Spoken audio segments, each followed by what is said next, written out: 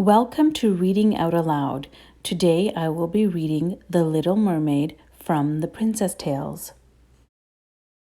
The princesses have a special message for all of you little boys and girls. Welcome to our fairy tale world. Listen as we tell you our stories, and you will see that dreams really do come true. Ariel is the Little Mermaid. Her special message is, I live under the sea. I dream of becoming human so I can marry the handsome Prince Eric.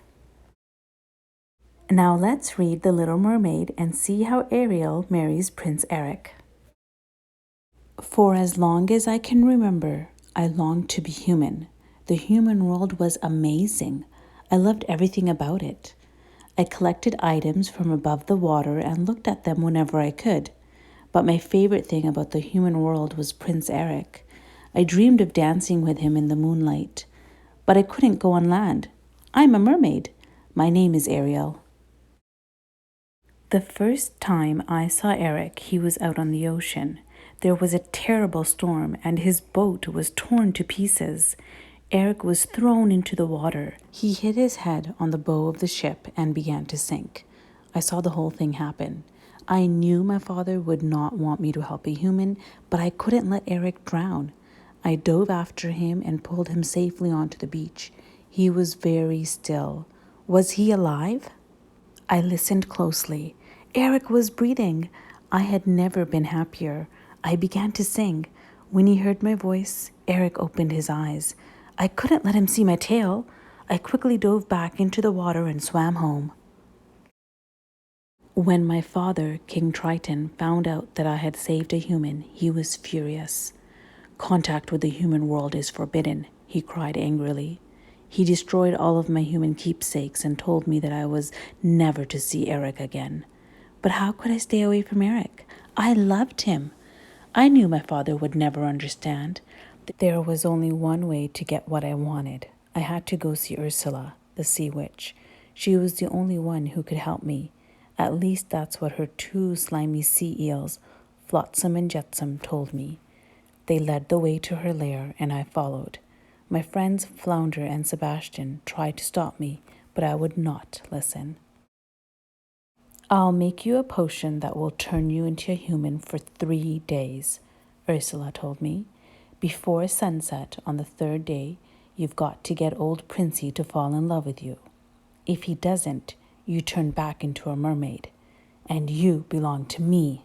I would be Ursula's? It seemed too terrible to imagine, but I was sure that I could make Eric love me. There was a problem, though. In exchange for the potion, I had to give Ursula my voice. Despite Flounder's protest, I signed the contract with the sea witch. She trapped my voice in a seashell and abandoned me to my fate. I was thrown from the waves onto the beach near Eric's castle. I felt numb. I wiggled my toes. I had toes and legs. I was finally human. Prince Eric was walking his dog, Max, along the beach when he saw me. Are you okay? He asked. I put my hand to my throat. You can't speak? He said. Don't worry, I'll help you. Eric brought me to his palace, but he couldn't stop thinking about the girl who had saved him. All he could remember was the song she'd sung. He wanted to find that girl and marry her. But how could I tell him it was me if he couldn't hear my voice? Eric was as wonderful as I'd always thought he would be.